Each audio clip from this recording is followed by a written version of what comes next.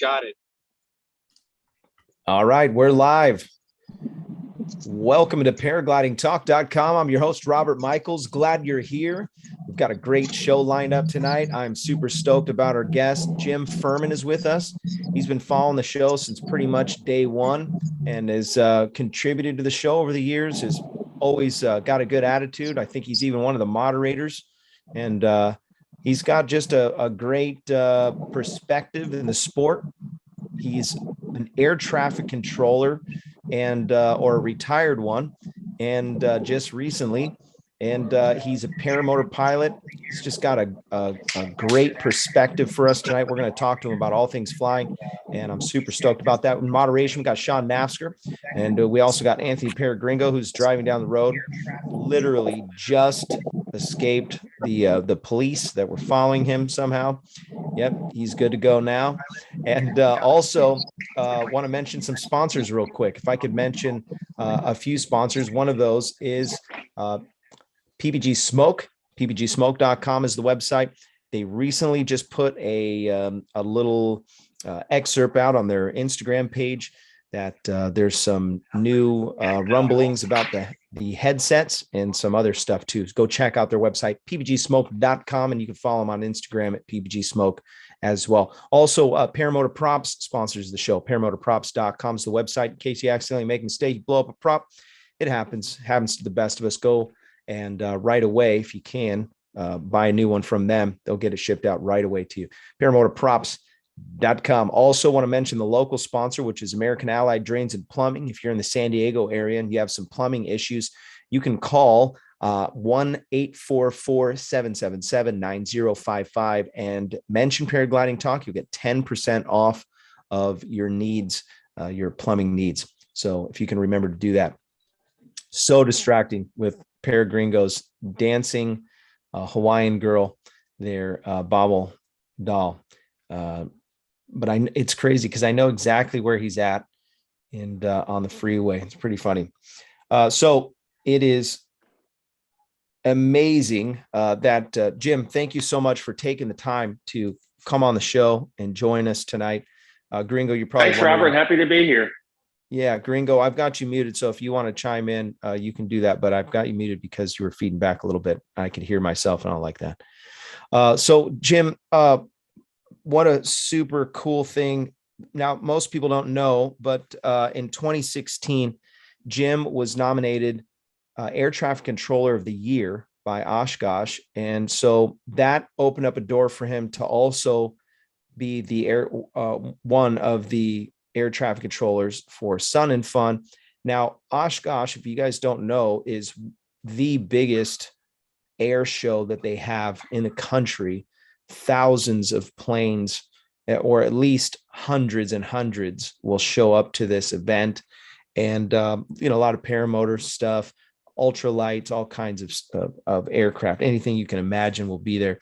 And so to manage something of that caliber it's got to be, brain altering. So we'll talk a little bit about that. One of the main things that I want to talk about has to do with the paramotor relations with the air traffic controller and the different things that you've come across with air traffic and managing air traffic. So first, I want to ask you, how did you get into paramotoring, and talk a little bit about your experience? Where did you first see was it a video on YouTube, or were you one of the very few people that actually saw it in person?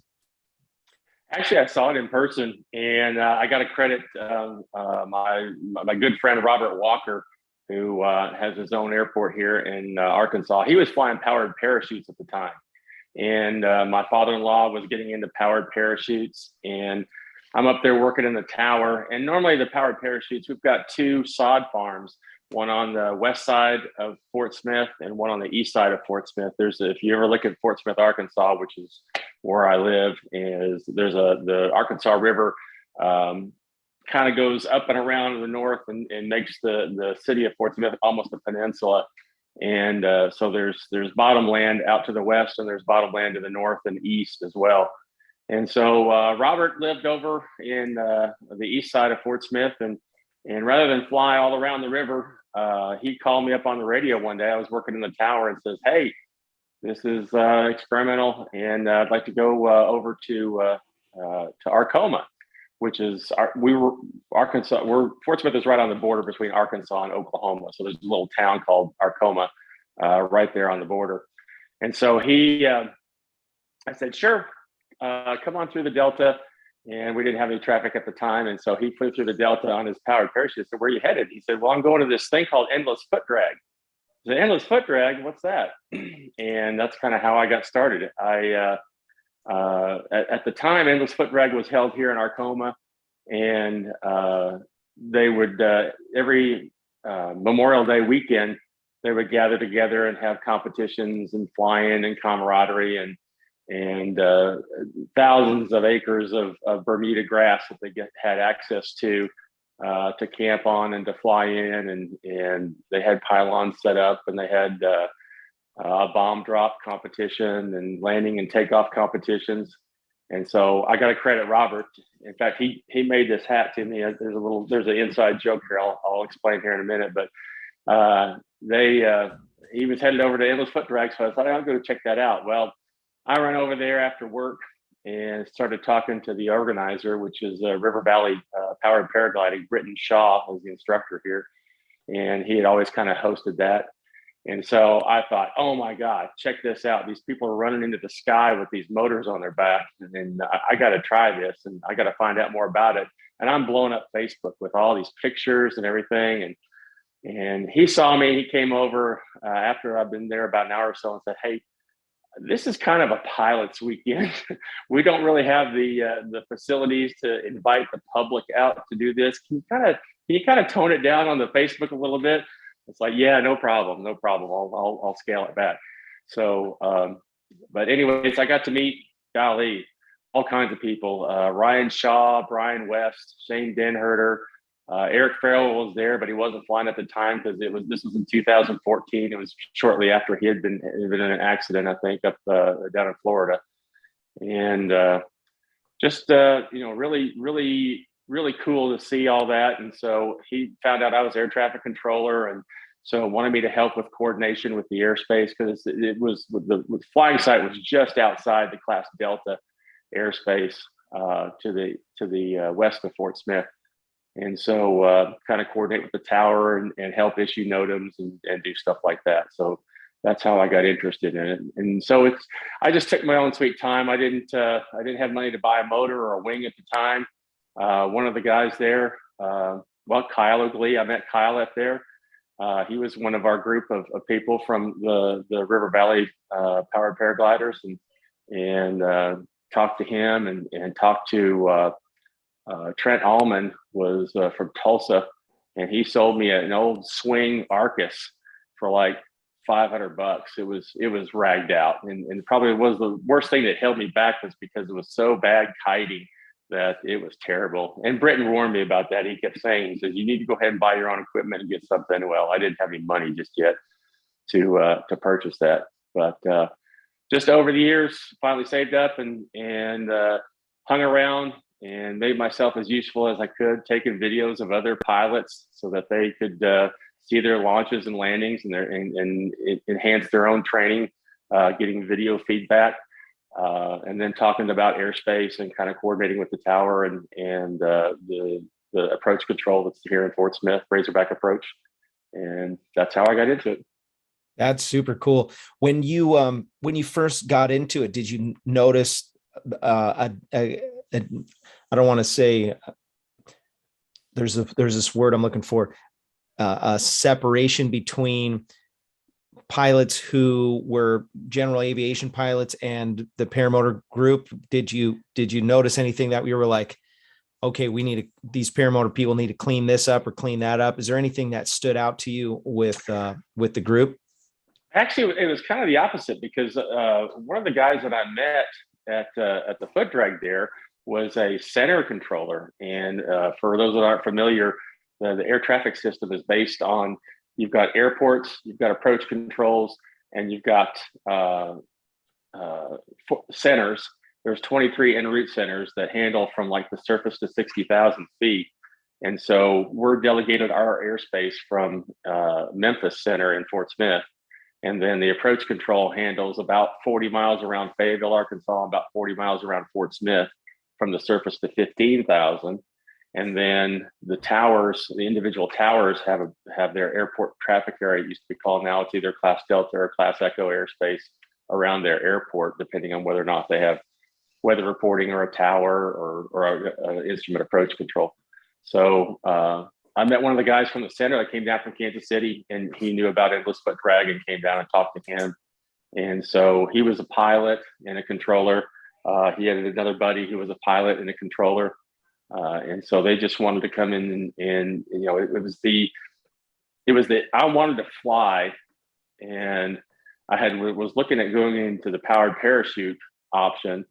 But you had to have a sport pilot's license then. And I had gotten as a controller, when I worked in Tyler, Texas, I'd gotten my private pilot license. So I got about 140 hours of fixed wing pilot time, and got to have some really cool things through Oshkosh. I got to fly the Ford Tri-Motor a little bit, and got to fly with my brother. I bought him his introductory ride when I worked at Tyler, and he was just graduating high school, my youngest brother Tony, and he went on and decided to go to aviation school at Henderson State in Arkadelphia, Arkansas, and got all of his ratings there, and then became a corporate pilot.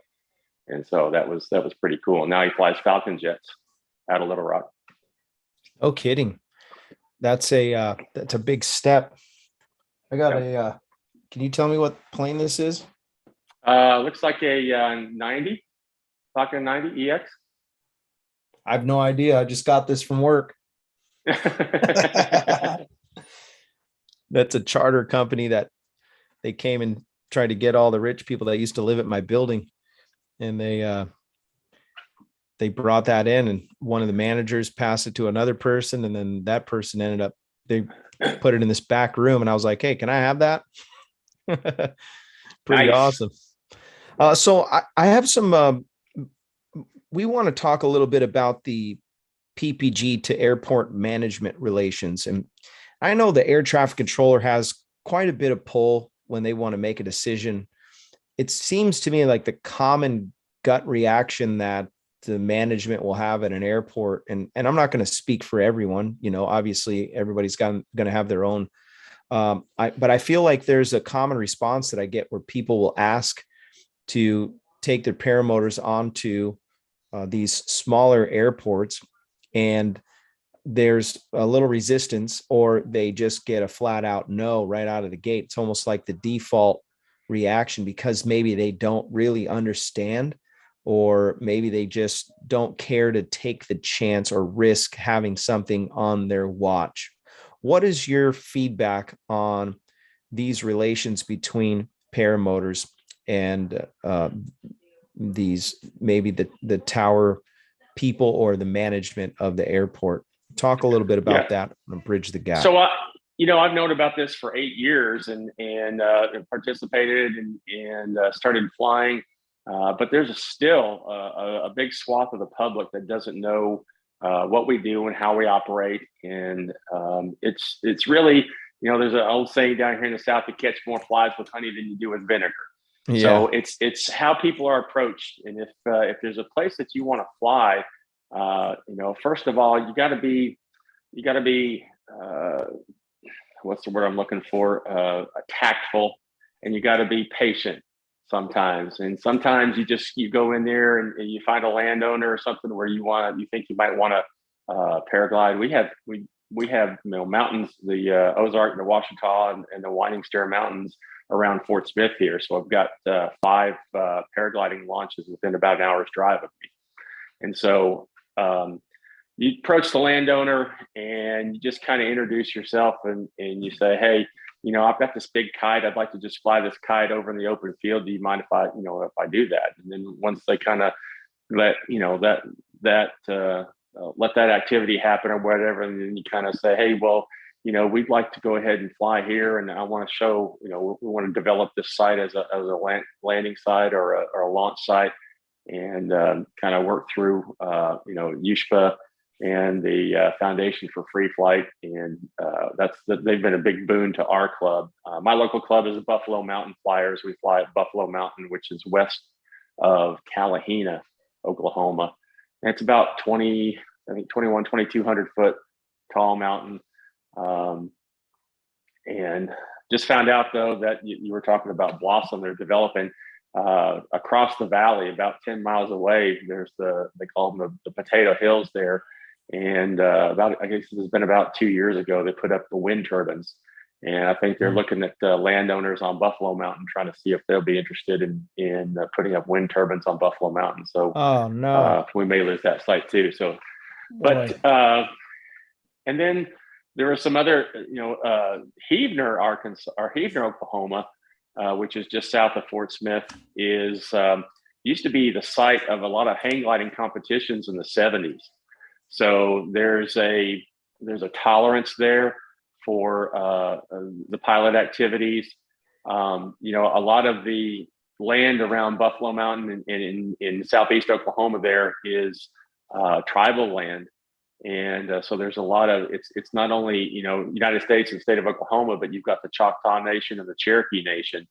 And in fact, one of our pilots landed in the front yard of the current chief of the Choctaw Nation there, and kind of made some inroads to him. And so that led to some really good relations with the tribe. So that was kind of cool. But yeah, and that could have went either way.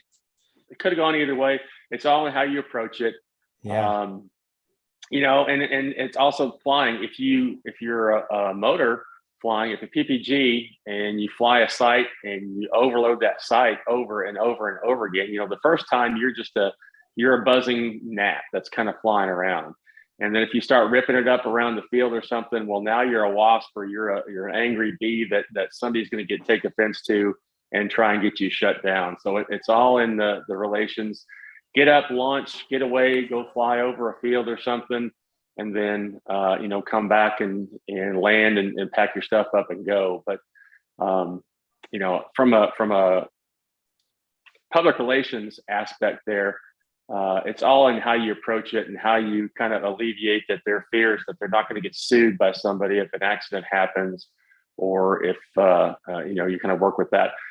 In Oklahoma and in Arkansas, some of the landowners, I know that the state legislature has recreational landowner provisions in the state codes that allow people to have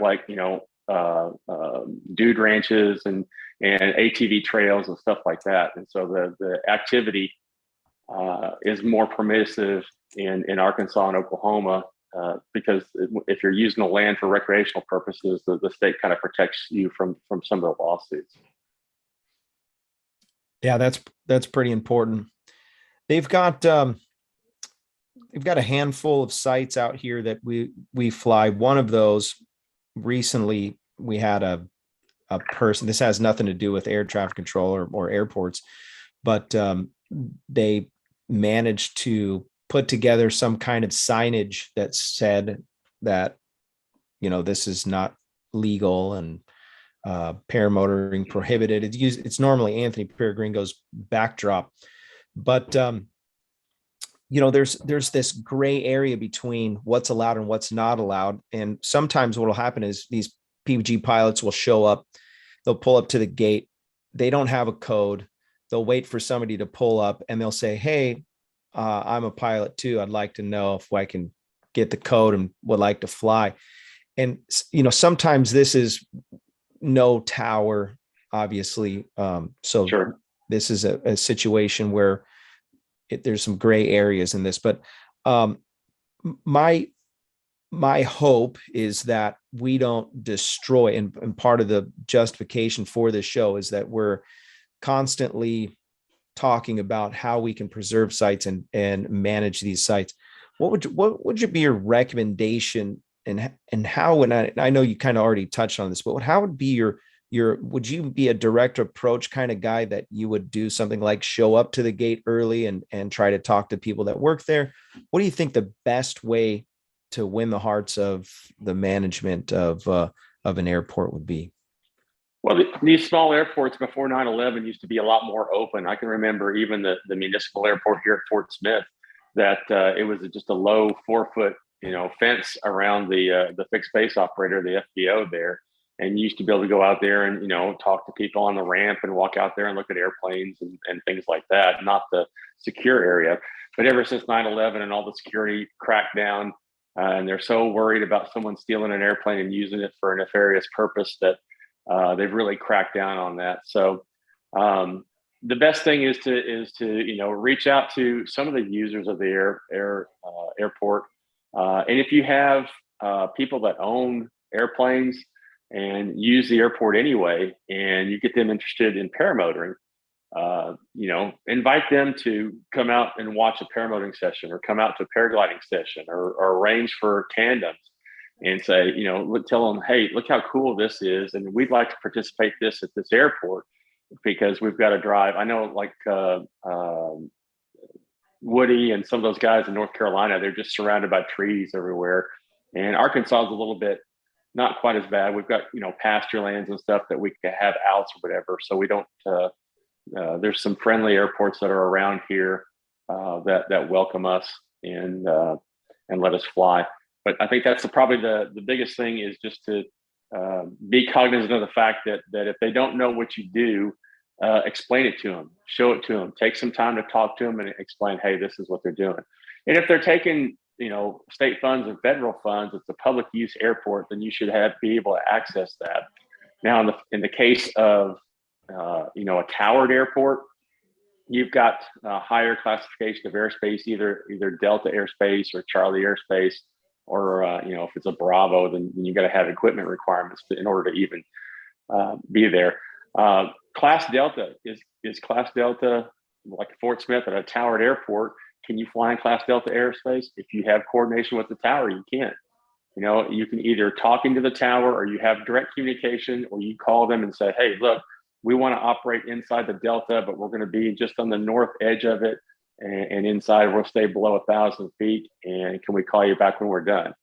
Yeah, most of the time, the controllers don't know what you do as a powered paraglider or a paraglider.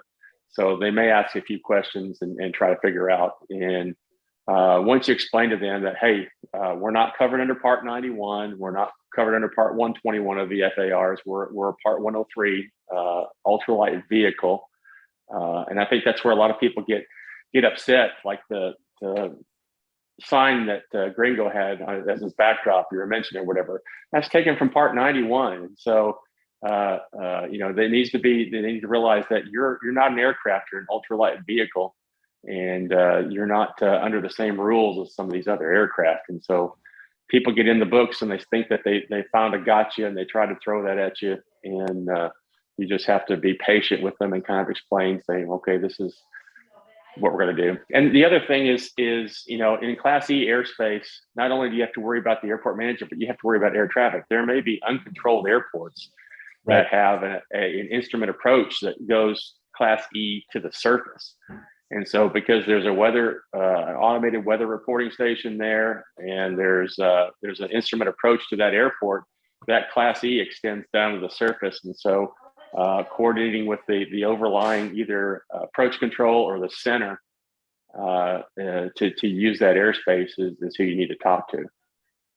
Something that I thought about over the years is that I'm willing to bet that most of these managers, if you will, or these people who are in the towers got the bug. They're flying fanatics typically. So they're more likely going to favor the ultralights and powered paragliding, powered parachutes, foot launch guys. So if they hadn't heard of it yet, they're probably old curmudge. Maybe they just don't know. But like you said, maybe there's something to be said about maybe showing them a video on your phone, explaining it to them, trying to fill in the gaps to build that relationship. I think the hard part is maybe getting to them, finding who's in charge and getting to the right person. Because I was at Gillespie Field not too long ago. I did a little flight with a friend, and there was there was a place where I just need to use the restroom. There was a couple guys in there, and there's a school and different stuff. And I could tell that the person working on the counter, they're just a, do their 8 and hit the gate kind of person. They weren't up for talking about nothing. They didn't really care.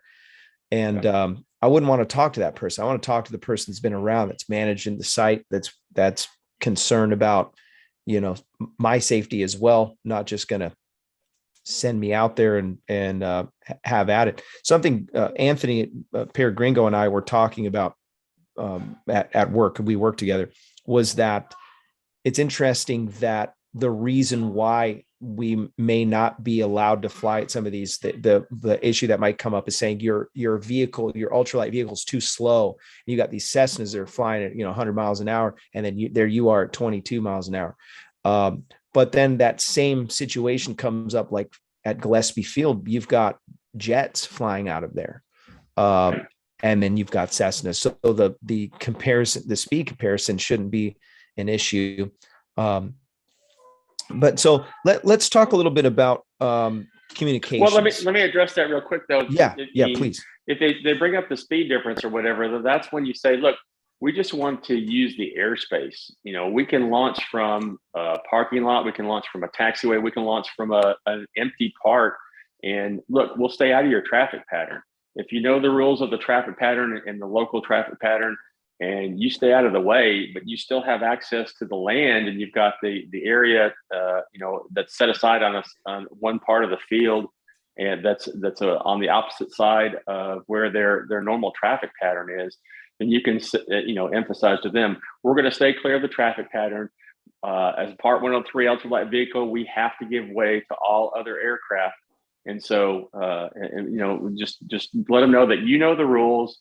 And you're going to be respectful of the traffic that's there, that's buying avgas. Now, no, that's one of the things. I don't know. I run avgas in my motors because I want to support the local FBO and support the the operation there, so that they're partial to me. Am I the same thing? Buying my 5 gallons of gas or 10 gallons of gas here or there when you got a Falcon jet that comes in and buys a couple 100,000 pounds or a couple 1,000 pounds of fuel. You're not going to have the same impact there. So, and it just depends.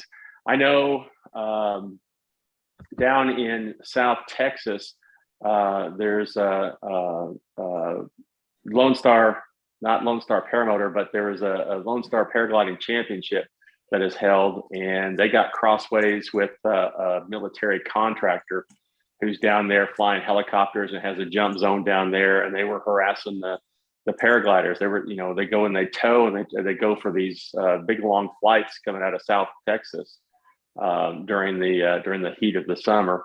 And this one operation was giving them a hard time down there, flying the helicopters and dusting the guys and getting in their way, and for the paraglider guys, free flight guys.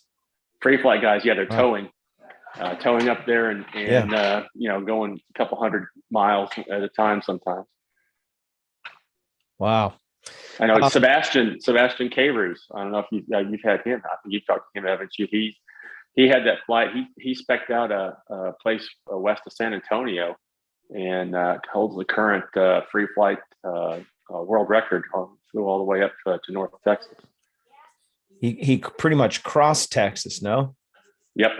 Yeah, that's insane. That's an 8-hour drive. He was at our Heavener site a couple of years back or whatever, and got to meet him. So that was pretty cool. Yeah, that's wild. We're at the halfway mark. We're going to give away something. So if Sean, if you're ready to spin the wheel, let's do that.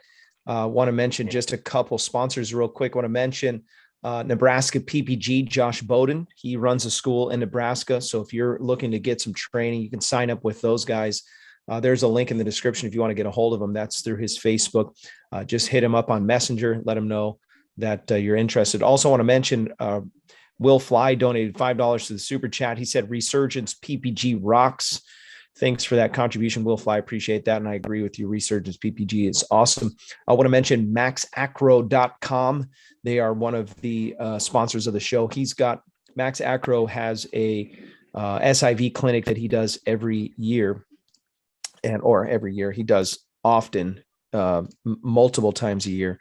and at Lake Berryessa, but also he's going to be doing some SIVs across the globe. One of those is in Turkey, I believe, or maybe it's not even an SIV. It's just some training that's going to happen there. So yeah, pretty awesome. If you want to sign up with those guys, you can go to maxacro.com. That's the website. Look at all the upcoming classes and get signed up. Sean has carefully put everyone's name in the wheel. Meticulously. Yes. Ooh, and I changed it up a little bit to keep you guys on edge. You ready, Robert? Yeah. I think you're really going to like this. All right, Here we go. Let it rip. The spin of this wheel is brought to you by Calamity Kite Clinic. Go to calamityKiteClinic.com. We're giving away one of these retractable keychain sabers, retractable lanyard. So congratulations. I'm still waiting to get someone's information. Who was it? Nick Griffith. Still need to get his info. All right. I haven't seen him in the chat, so yeah, I know. I'm sure he'll catch. I'm sure he'll catch it after it's been posted. Ooh, it's going to be right on the line. Nick Webster or Plainfield. Ooh. I was going to say Shane Wyman said, "Don't put me in. I'm saving myself for the Powerball or whatever." And now it's coming. Plainfield. Wow, that was loud. Plainfield PPG, congratulations, winner chicken dinner. Please go to the website, paraglidingtalk.com/contact. Put your information in there. I will ship this out right away. Thanks for watching the show. Really appreciate you. Pretty awesome. Plainfield. Just have to write that down. So DP donated $5 to the super chat. He said, give the extra penny to Will Fly's DQ fund. Love the show. Thank you for that. Appreciate that. Also, Todd Mead donated $5 to super chat. Hot Buttered Steve Productions donated $10 to super chat. Oh no. Yeah, that's why you got to pre-read some of these. Hot Buttered Steve. I'll read it anyways. He said, Robert, I'm a Caesarean baby. You can't tell by looking at me, but whenever I leave a party, I generally go out the window. He's got some of the best dad jokes that are on the planet, and he pays good money for them. That's how you know they're going to be good. They're even better when he pays more money. Yeah, the more he pays, the better they are. It's really incredible, actually. Chris Altmeyer, what's up, bro? Glad you're in there. Wilson's in there. You guys are pretty amazing. So Jim, I'm interested to know, and we want to hear your impression when you're talking to people from the tower. So I'm going to set up a little simulation here. I'm new to the air traffic. I've just pulled out of the hangar. I'm putting out to the runway, and I'm a newer guy. And so you can probably tell pretty quick. John Wayne just donated $5 to super chat. Thank you. Oh yeah, and Hot Butter Steve just said he reminded me, you did send me Nick Griffith's address. Thank you. I remember that now. I didn't write it on the envelope. I need to do that. It's amazing to me how you guys can tell so much from the communication that happens. You can tell pretty much right out of the gate if somebody's new. So let's say that I'm rolling out onto the into the sphere of flying, and I get on the radio and I call you and I say, this is November Charlie 077 Charlie. Wanting to take off and head westbound. I'm horrible at this because I've never done it. But these guys they'll get on the radio. Give me your okay. So I'm going to ask you right now. This is Charlie November 007 Charlie, looking for permission to fly southwest to Auburn. Want a permission for departure.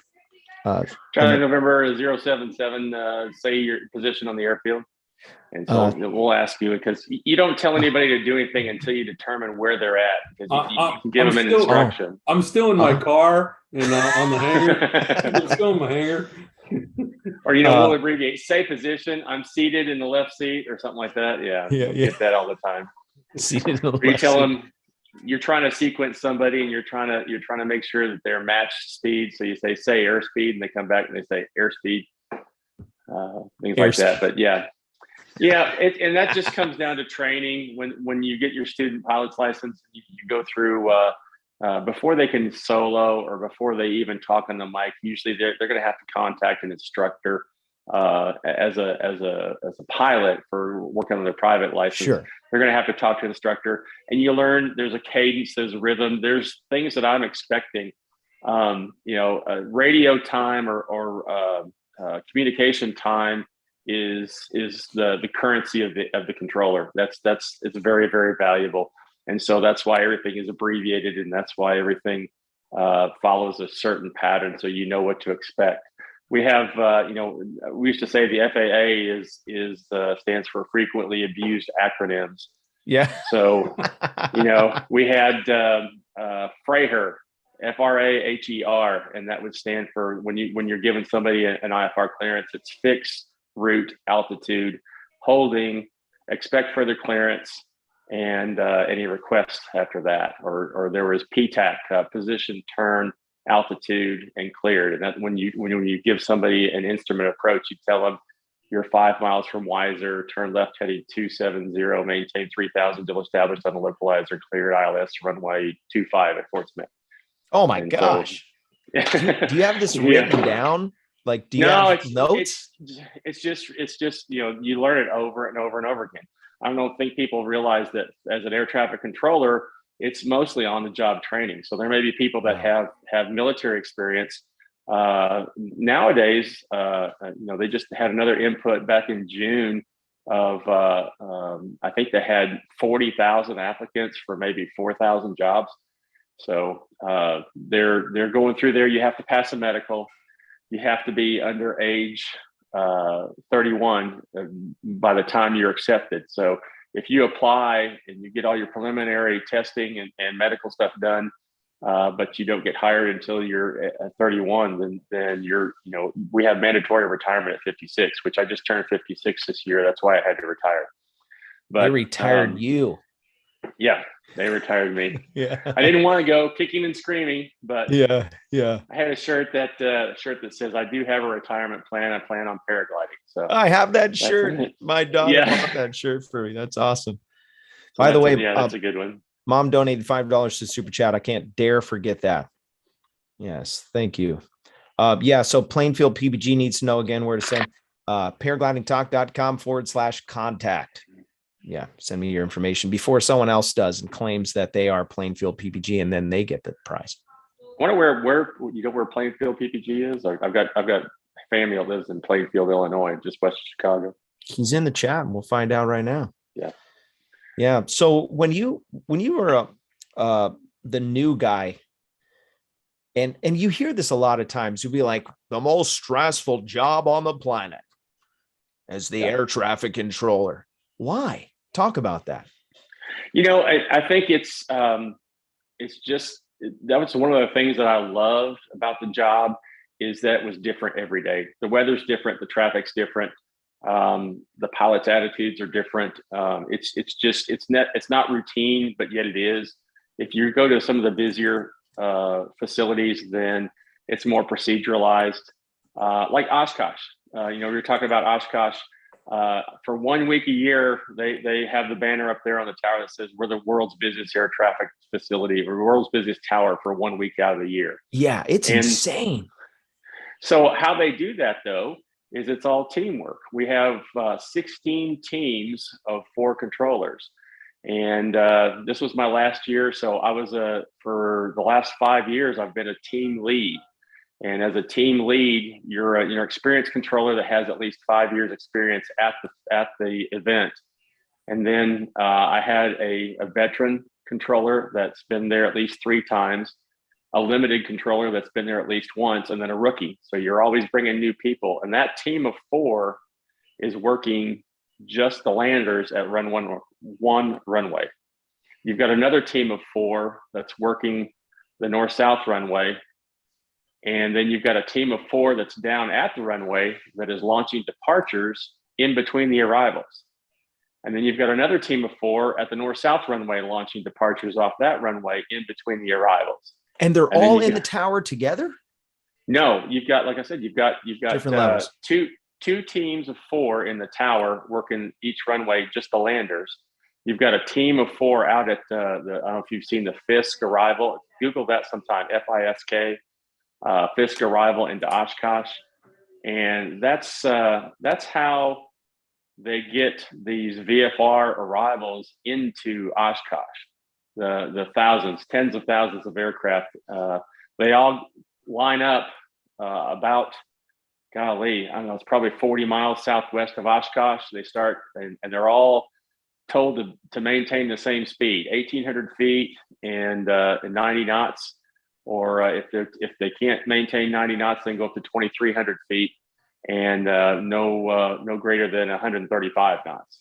And so like your twins and your faster aircraft, but they follow a railroad track. They're visually looking outside. They're following railroad track to this town of Fisk. And at Fisk there, you've got a team of 4 controllers that's visually spotting them and picking them out.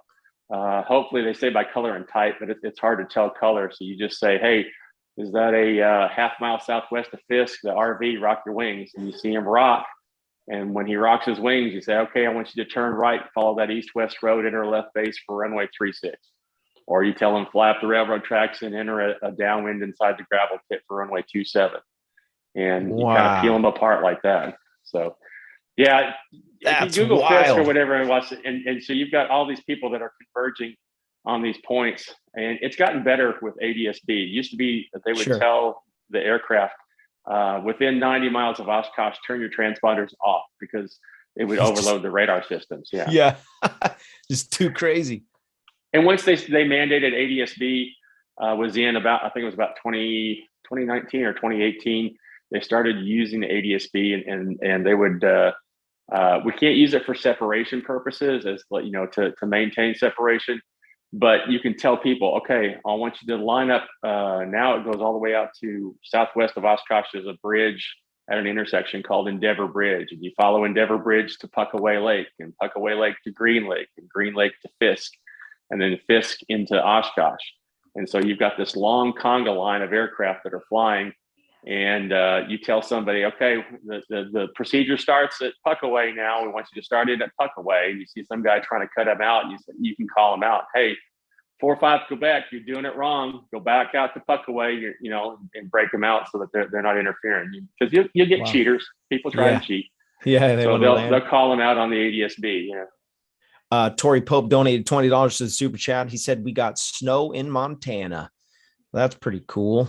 I think we got a touch of snow in Julian this morning. I was talking to my buddy that lives up there.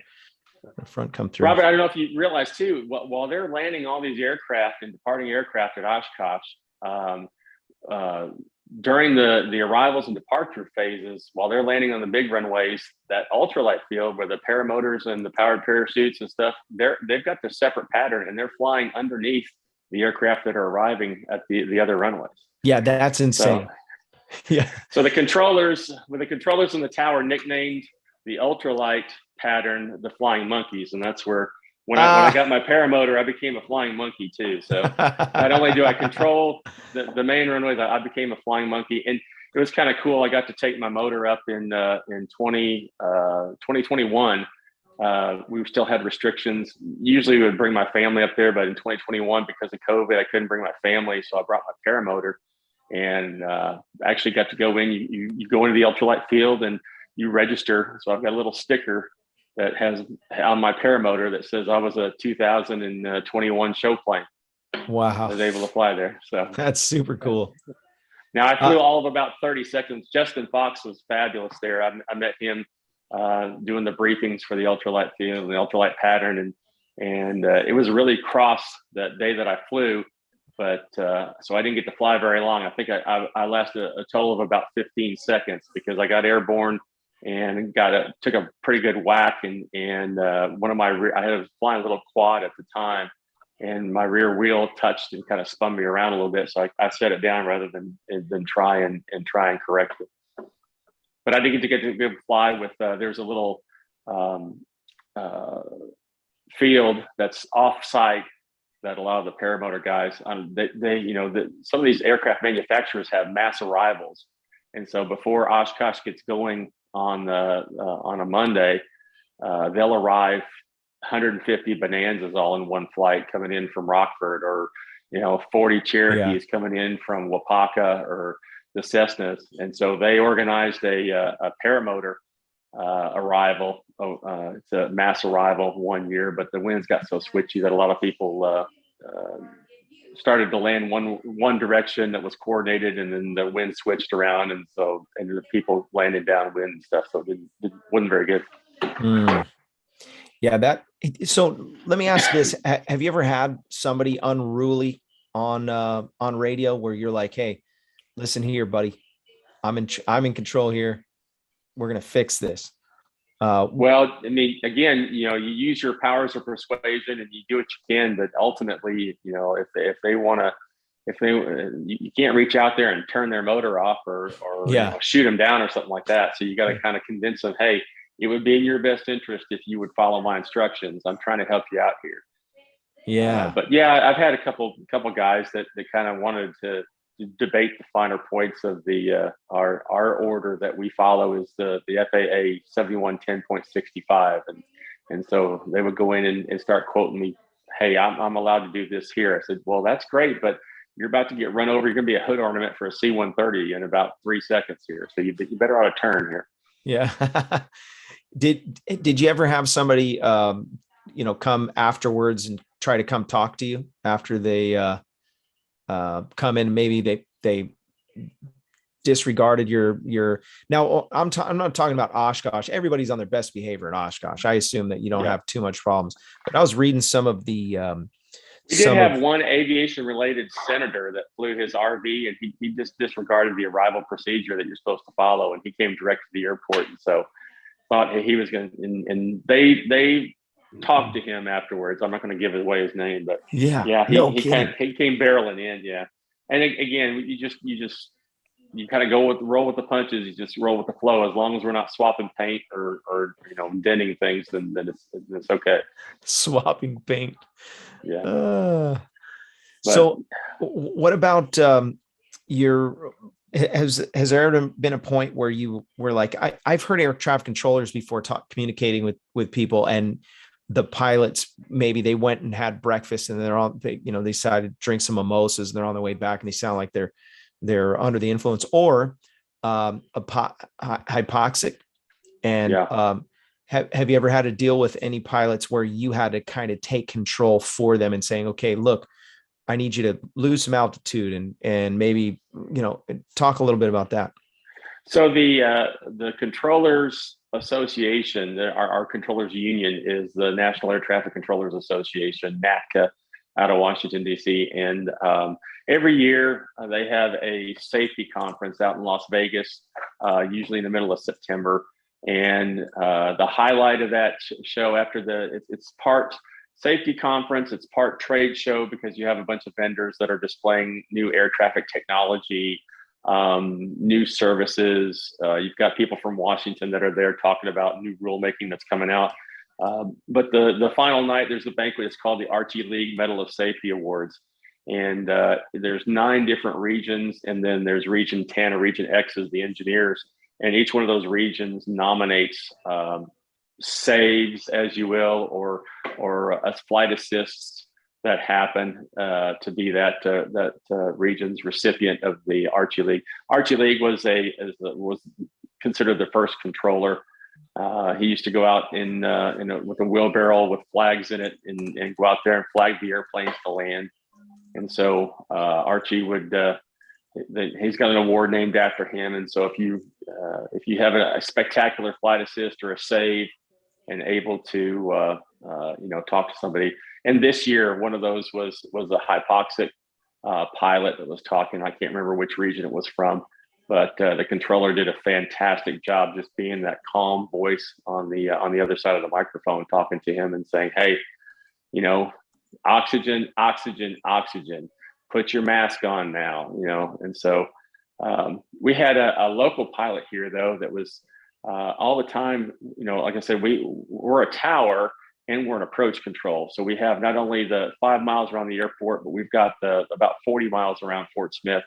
And then we have the centers. We're actually on the border in Western Arkansas here, 3 different centers: Kansas City, Fort Worth, and Memphis.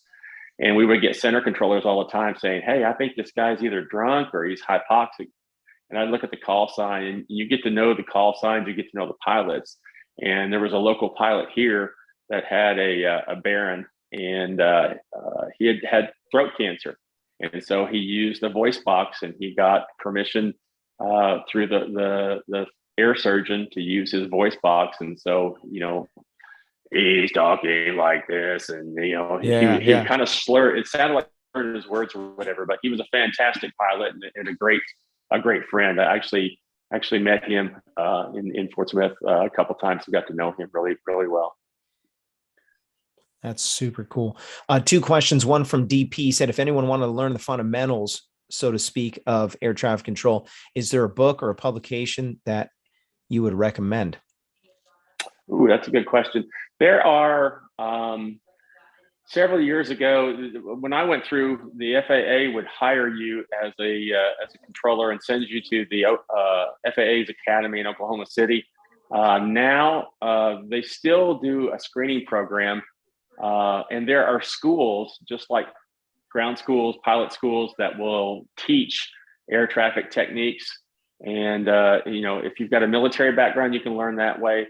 You've got several community colleges under the CTI program. It's College Training Initiative. Just look up ATC CTI, and they'll give you some schools that are due. I know, what is it? Beaver County, Pennsylvania, Beaver County Airport. There is a college there, and the college actually runs the airport there. They train their people to be controllers there. And then they get them an interview with the FAA.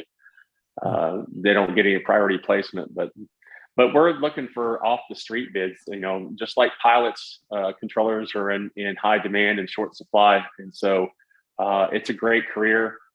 I did 32 years as a controller. Started in Fort Worth Center, and then I went to Tyler, Texas, Longview, Little Rock, and Fort Smith, and finished my career here at Fort Smith because it was home. I came back as a procedure specialist.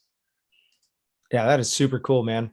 I want to mention a couple sponsors. One of those is iFly Indiana Powered Paragliding. If you're interested in getting your feet off the ground with paramotoring, no better place to get proper training. iFlyIndiana.com. Kevin and his team will get your feet off the ground. That's iFlyIndiana.com. Also, this show is brought to you by Lone Star Paramotor. If you're in the Lone Star state of Texas, you can reach out to Ron Turan and his team for world-class training. That's LoneStarParamotor.com. Also want to mention Resurgence PPG. If you're interested in supporting our men and women of uniform, you can do that by making a tax-deductible donation to resurgencepppg.com. By donating, you're sponsoring those who put their lives on the line for your freedom. You can reach out to Todd Scandrett again at resurgencepppg.com. Plainfield PPG donated $10 to the super chat. Thank you for that contribution. Super cool of you. Really appreciate that. Matthew Pesci had a great question. His question is, do large airplanes like airliners or corporate jets ever report seeing us flying, or are they too fast and we're too small? Good question. That's a really good question. We did have, there's an arrival coming from Fort Smith, or coming from DFW into Fort Smith, and it happens to go over one of our frequented sites just east of Tallahena. There's our premier, probably the jewel of our club, is called Panorama, and it's in the Ouachita National Forest. And there's it's I think 1,800 feet tall or whatever. And had an aircraft that was coming in and saying, there's a parachute out here. Oh, holy, there's about 6 parachutes out here. And we've had as many as, golly, I think one weekend we had 25 wings in the air doing ridge soaring over panorama. And so up to 2,000 or 3,000 feet above launch, which would put them up around 6,000 to 8,000 feet. So we're probably not going to get into the jet structure. Of course, we're limited to below. We're not like Gavin McClurg and the Owens Valley in Idaho out there where they're going up to 17.5 and these supplemental oxygen. A good day here is 6,000 or 8,000 feet MSL.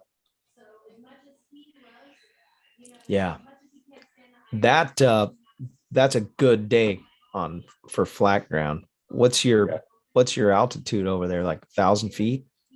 So Fort Smith is field elevation is 469. And then, like I said, that the mountains around here are, we have south facing launch is Buffalo Mountain, and it's about 2,200 feet. And then if the wind is too strong there, then Heavener, Oklahoma is a little bit less. It's around 1,500 feet or so, and so we'll launch lower and then connect up there. I was just starting to get into thermal flying last year, and then back in March I hurt my foot, not paragliding related. I was walking my dog and stepped on a nail, and it ulcerated. So I've been in a boot since March. I've missed the entire flying season here. So I'm about to get out of the boot, and I can't look. We have flying just about year round. In fact, one year we had a snowstorm, and they had the opportunity to fly panorama in the snow. And there was, you wouldn't believe it, but there's even thermals in the snow. So it was kind of cool. It was beautiful. There was a big, wet snow that had dumped all over the national forest there, and they got to go out and launch from that and fly and have a good time. Matthew Pesci had another question. He said, what's a good safety margin to fly below a Class Bravo shelf? Well, there's the Mode C veil. Okay. So if there's a Class Bravo shelf, and there's usually a 30-mile veil around that Class C airport where you have to have an altitude encoding transponder. And so, you can't even fly underneath that shelf without instrumentation. If you're going to have to be squawking. Very good. Yeah. What such a cool chance. I don't know, when I heard you were an air traffic controller, I was so stoked because before your show, I don't think we've ever had anybody that understands it from that perspective. And that's realistically, I mean, I would argue that we all need to know what Jim knows as whether or not you're going to fly an airplane or a paramotor. We need to really have a good understanding of the airspace rules, especially if you're going to fly. I mean, if you're going to fly your same site every time, whatever, you already know the rules. But if you're going to branch out, there's my new retirement job. I guess I'll have to come up with an airspace course and sell it or whatever. He just taught us everything he knows in 1 hour. Yeah. Right. Everybody's got to be paying attention. Yeah. Really good information. We're out of time. We are going to go to the after show. I'm going to put the invitation out to anybody that's watching. Yeah, I know you need him on again, Robert. Yeah, we're definitely going to have Jim 2.0. Jim, we're going to need all right part 2 because there's so many just really good things. I know you've got some crazy stories too. We'll have to pick your brain on some of those. We got through the questions that people asked. Again, thank you so much for coming on, for making the time. I know everybody's got busy family lives, and now that you're retired, I'm so glad that you made time. I knew you were doing some vacation stuff, and I'm super stoked. Paragliding Talk shirt on, representing. Yeah, I like it, man. I need to come out there and fly Blossom. I want a Blossom shirt before they close it down. Hopefully it stays open. They'll never close it. We'll always be able to fly it. It's just a matter of where we're going to launch from. That's right for that. Someone's backyard, possibly. We'll have to just do what we got to do. We won't tell them that you're air traffic control. We'll just send it. Okay. So if you thank you guys for moderating, those that have a wrench next to your name. Appreciate all you guys for moderating, keeping this show family friendly. And thanks for all the great questions and the great feedback. You guys are amazing. Thanks for those support the show on Patreon and PayPal. If you're interested in doing some advertising with the show, reach out to me through paraglidingtalk.com. And there's a little bracket in the top that talks about advertising if you want to be a part of that and support the show that way. I would love to have you. So thanks for watching. We're going to go to the after show. If you're interested in jumping on, anybody can come on. We'll put that passcode in the chat right now. And so have a great night. If I don't see you on there, I'll see you in the air. Thanks for watching, and have a good night.